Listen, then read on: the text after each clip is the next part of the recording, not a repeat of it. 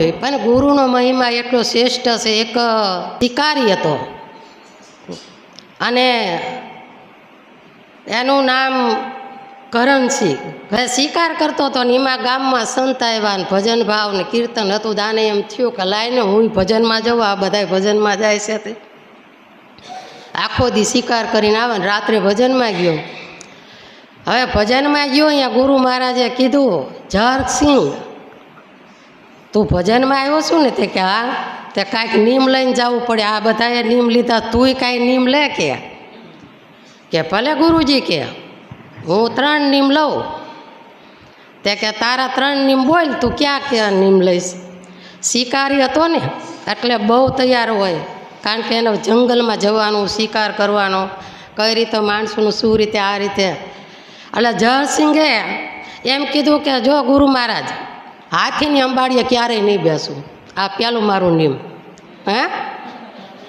બીજું મારું નિયમ એવું છે કે સોનાની થાળીમાં નહીં જમું, સોનાની થાળીમાં નહીં જમું. આ રીતે એને નિયમ લઈને કીધું. અને ત્રીજું નિયમ એવું કીધું, પોતે શિકાર કરતો હતો. શિકાર કરે એટલે બધા જાનવરો આતે મારતો હોય, એટલે એને એમ કીધું કે કનકીનું પૂંછડું નહીં ખાવું. કે જે શિકાર કરે એનું પૂંછડું નહીં ખાવું. ગુરુ મહારાજે કીધું કાંઈ વાંધો નહીં.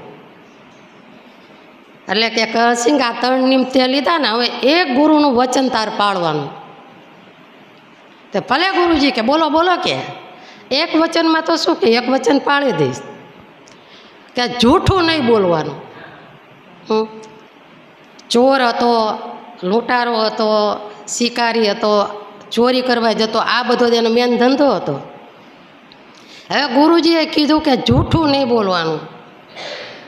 ભલે ગુરુ મહારાજ કે આપનો વચન પાળીશ. કે હવે આવું કીધું અને ઘરે ગયો, કંઈ ચાન પડે નહીં, આઘો ને પાછો થયા કરે. સવારે જાગીને કે હવે ગુરુ મહારાજનું વચન છે, જૂઠું નહીં બોલવાનું. ચોરી કરવા જાઓ તો જૂઠું તો બોલવું જ પડે. તો હવે આને શું આઘો પાછો થયા કરે કે એની ઘરવાળીનું નામ વરજુ. એટલે વરજુ કે અરે કરણસિંહ શું છે, આમ જાવ છો તેમ જાવ છો, છે શું? અરે કે આજે રાતે ભજનમાં ગયો તો. કે અરે કે તું અને ભજન? અરે કે આ ભગત થઈને આવ્યો છું. એની ઘરવાળીને કે હું ભગત થઈને આવ્યો છું. કે અરે કે પણ ભગત થઈને આપણે કે ભક્તિ આપણે કંઈ લાગુ પડે ને? ઘરવાળી કે અરે હા, તો પણ કે કાંઈ વાંધો ને, ભગત થઈને આવ્યો તો થયું શું અહીંયા કણે? એ તો કે સત્સંગમાં શું કીધું એ તો કહે ને. ઘરવાળી કે અરે ગુરુ મહારાજે કે એક વચન આપ્યું છે, ગુરુજીનું વચન પાળવાનું છે, અને મેં 3 વચન ગુરુજીને આપ્યા. એ કે તમે ક્યાં વચન આપ્યા એ કહો ને. તે કે હાથીની અંબાડીએ નહીં બેહવું. તો એની ઘરવાળી હસવા માંડી કે આપણા ભાગમાં છે જ નહીં, હાથીની અંબાડીએ બેસવાનું આવવાનું નથી. કે બહુ સારું કર્યું. કે બીજું કે સોનાની થાળીમાં નહીં જમવું. તો કે એ ક્યાં ભાગમાં છે? એટલે એ વચન કરે. પણ કે ત્રીજું નિયમ લીધું એ અઘરું છે, કે ખલકનો પૂંછડો નહીં ખાવું. કે તો એની ઘરવાળી કે એમ કરો ને, ગુરુજીનો વચન જાતા કરો. તમારા 3 વચન છે એ તમે પાળો. અરે ગાંડી, એવું હોય કે ગુરુજીનો વચન જવા દેવાય? કે જો ભક્તિ ક્યાં લાગે છે તમે જોજો. મારો કહેવાનો મતલબ એ છે, ભક્તિ લાગે ને જેસલ જાડેજાને કેમ લાગી, એમ એક ઘડીની અંદર માણસનું કહે કે સજનની ઘડી અને મૂર્ખનો જનવાળો. જો ભક્તિ માણસને લાગે, ગુરુ શબ્દ લાગે, તો એ ઘડીકમાં એ સજન થઈ જાય, સજનમાંથી ભક્ત થઈ જાય, ભક્તમાંથી પીરે થઈ જાય. કે સદગુરુ સેવા સોયલી નિભાવી મુશ્કેલ, આ નટડી ચાલે દોર ઉપર, એવો છે આ ખરાખરીનો ખેલ. ખરાખરીનો ખેલ છે ભક્તિ છે એમ. એટલે આ 3 નિયમની ઘરવાળી કે નહીં પાડવાના, એટલે ગુરુનું વચન એક નહીં પાડવાનું ને આપણા 3 પાડવાના. અરે કે ગાંડી, એવું ન થાય, કે ગુરુનો વચન પાળવો પડે. તો કે હવે શું કરવું? એ કે ગામમાં આપણો રાજા છે ને, કે એને કે ખૂબ રૂપિયા છે, મિલકત છે, પહેલાં ધાડું અહીંયા પાડવું. કે અહીંયા કણે ચોરી કરવા જાઉં. હવે આ ચોરી કરવા જવાનું કહે છે, તો ઝાડવાની નીચે એ બેઠો બેઠો વિચાર કરે છે કે ચોરી કરવા જાઉં, પણ જૂઠું તો બોલવાનું ના પડી છે. જૂઠું બોલું તો ગુરુનો વચન જાય. તો હવે શું કરવું? આ હેઠે બેઠો વિચાર કરે છે તો ઝાડવા પર હંસ અને હંસલી બેઠા હોય છે, અને હંસને હંસલી એમ કહે છે, હંસલી ઓલા હંસને કહે છે કે હંસ આ હેઠે જે બેઠો ને એ ગુરુનું વસન પાળી બેઠો છે, અને એ ગુરુનું વસન લઈને આવ્યો છે, એટલે આને કાંઈક રસ્તો સુજાડવો પડશે કે. ઓલો હેઠે બેઠો કૌંસિંગ કરે કે આ મારા મનની વાત આ હંસને હંસલી જાણી ગયા, આટલો બધો ગુરુનો વસનનો પ્રતાપ તો હશે કાંઈક. હવે હું આ નીચે બેઠો વિચાર કરું છું, ચોરી કરવા જાઉં તો મારે અહીંયા જૂઠું બોલવું પડે, ગુરુનો વસન ભાંગવું એવું તો બને નહીં કે. પણ ઓલા હંસલી કહે છે, હંસલો કહે છે, એ હંસલી આને રસ્તો બતાવી રાજાને ત્યાં જવાનું કહે છે, ને રાજાને રક્તપિત્તનો રોગ થયો છે, આખી ચામડીએ એને રક્તપિત્તનો રોગ થયો છે. પણ કે તારું ને મારું ચોલું પીસ્ટ લઈને જો ઘસીને પાય ને તો એનો રોગ મટી જાય.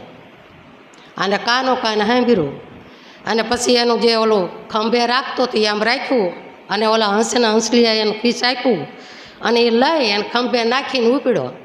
ત્યાં ગયો તો 5-25 પોલીસવાળા દરવાજે બધા ચોકીદારો એ કે ક્યાં જાસ? અરે કે ચોરી કરવા.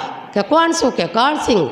અરે કે પણ ક્યાં કણ કે અરે રાજાને ત્યાં કે રાજા મહેલમાં ચોરી કરવા જાઉં છું. ઓલા બધાને વિચારાય કે ચોર સાચું બોલે નહીં, આ ચોરી ન હોય, આ કોઈ વૈદ લાગે છે, ખંભે કે થેલો છે ને આપણા રાજાને કે રક્તપિત્તનો કોટ થયો છે, રોગ છે, એટલે આપણા રાજાએ કોઈ વૈદને બોલાવ્યા છે, જવા દો લાગે.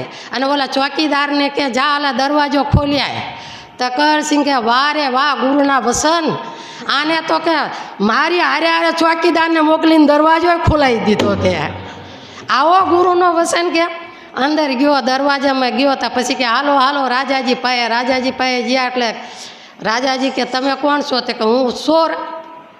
તો ઓલા રાજા કે તું જે હોય તે ચોર હોય તો ભલે રહ્યો કે. અરે કે રાજાજી હું ચોર છું, ચોરી કરવા આવ્યો છું કે.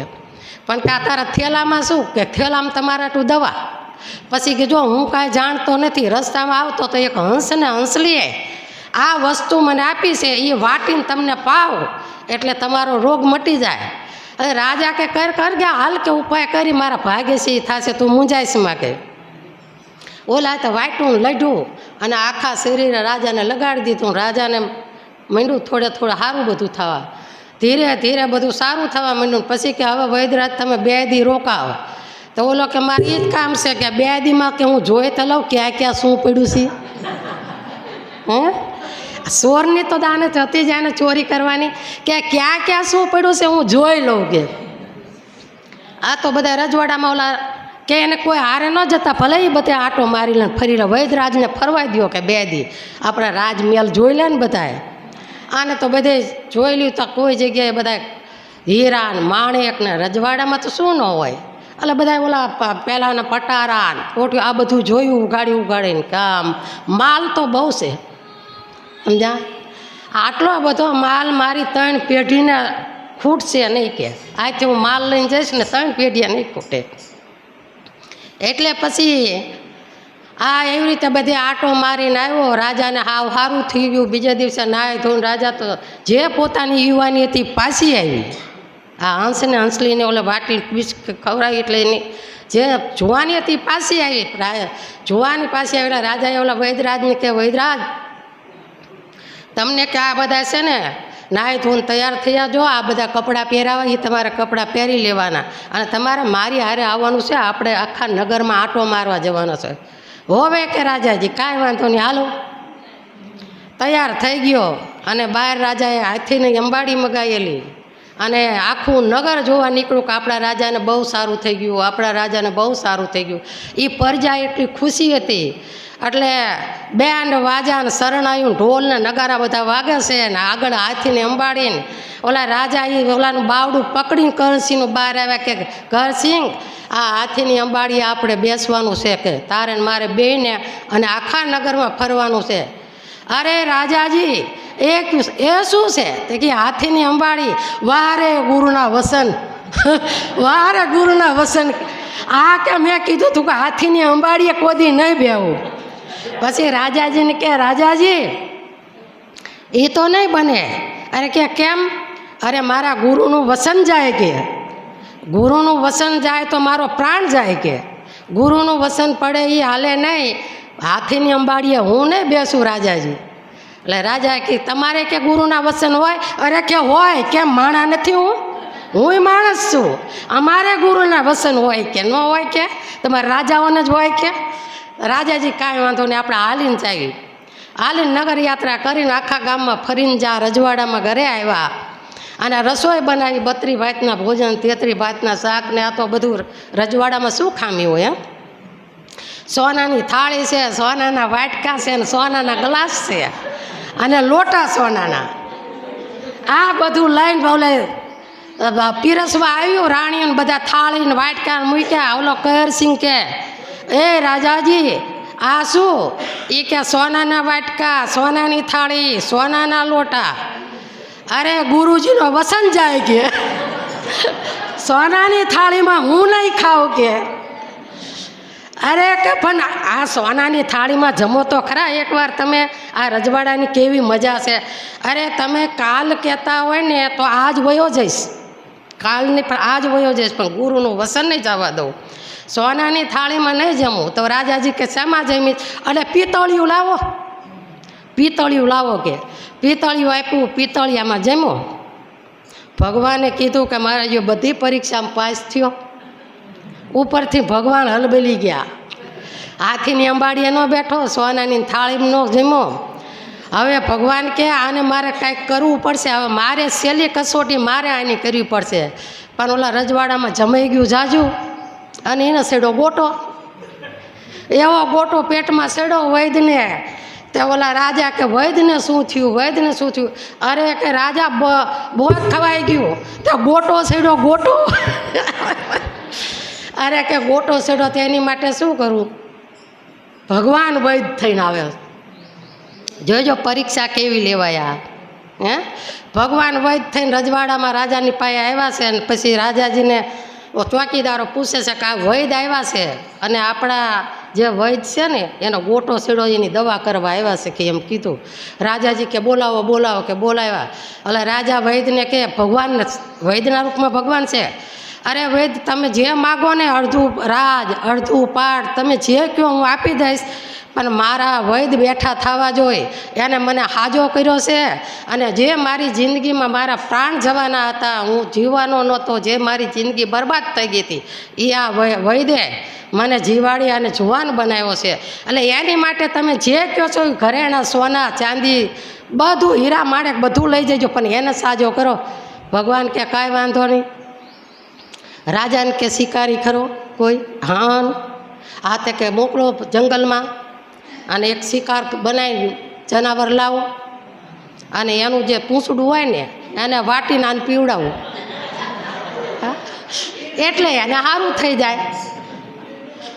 એટલે રાજાએ તો રાજાને તો શિકાર કરવાનો હક જ હોય. એટલે એ તો શિકાર કરતા જનાવર લાવીને પછી એનું જે પાછળનું પૂંછડું હતું એ કાઢી અને વૈદને આપ્યું. ને ઓલો બેઠો બેઠો જોયો, ઓ રાજાજી આ વૈદ શું કરે છે? એ કે ખલાકનો પૂંછડો વાટે છે. અરે કે પૂંછડું નહીં ખાવાનું, ગુરુનો વસન જાય.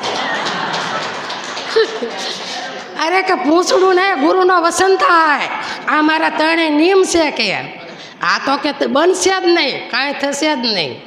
એટલે ભગવાન અહીંયા કણે હારી ગયા. ને ભગવાને પરીક્ષા કરીને કીધું પછી કે વૈદના રૂપમાં એ કહેરસિંહ હું ભગવાન છું.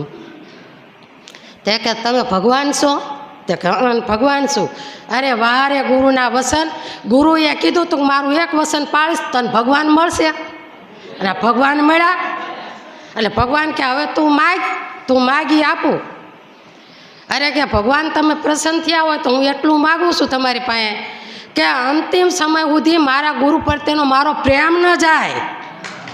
ભોળા ભગતે હું માગ્યું, અંતિમ સમય સુધી મારા ગુરુ પ્રત્યેનો મારા હૃદયમાં જે પ્રેમ છે ને તમે ભગવાન હોય એ મને આપો. મારો પ્રેમ મારા ગુરુ પ્રત્યે ન ખૂટવો જોઈએ કે. ભગવાન કે તથાસ્તુ. આ ગુરુ ભક્તિ, આ ગુરુ વચનનો મહિમા. અને રાજા ખુશ એટલો થયો. રાજાએ કીધું કહેરસિંહ તું જાતે શું? કે હું ઠાકોર છું. ત્યાં કે મારી કુંવરબા છે ને તો કે તને વળાવી દઉં. અડધું રાજ અડધો પાઠ આપી કુંવરબાને વળાવ્યા. અને એને એમ કહેરસિંહે કીધું હવે ગુરુનું એક વસન પાળવામાં જો અડધું રાજ મળ્યું હોય આટલો પાઠ મેળવ્યો હોય અને દીકરી મને પરણાવી દીધી હોય તો હવે છે ને તમે મને રાજપાઠ કરો ને સિંહાસને બેહારો એટલે મારા ગુરુને બોલાવું પછી રાજ તિલક કરાવું, ત્યાં સુધી નહીં. ઓલા વૈદ્ય કીધું કે જે મારા ગુરુજી હતા એને હું બોલાવતો આવું. ભજન કરતા હતા, ગામમાં ગયો, ગામમાંથી કીધા કે ગુરુજી કેમ આશ્રમે જો ગુરુજી હાલો મને તમારે રાજ તિલક કરવા આવવાનું છે કે. અને ગુરુજી આવ્યા એટલે ગુરુજીએ રાજ તિલક કર્યું અને પછી ગુરુજીને કહેશે, ગુરુજી હવે તમે મને નિયમ આપો, હવે તમે મને એવું નિયમ આપો, ચોરી ન કરવું, જુગાર ન કરવું, પરમાટી ન ખાવ, પરસત્રી માત સમાન. હવે આ બધા નિયમો તમે મને આપો. એક નિયમમાં જો આટલું બધું મને મળ્યું હોય તો આ બીજા તમે મને નિયમ આપો દીમાં મને કેટલું મળશે. કહેવાનો મતલબ એક છે ગુરુ વચન ઉપરનો વિશ્વાસ અને શ્રદ્ધા.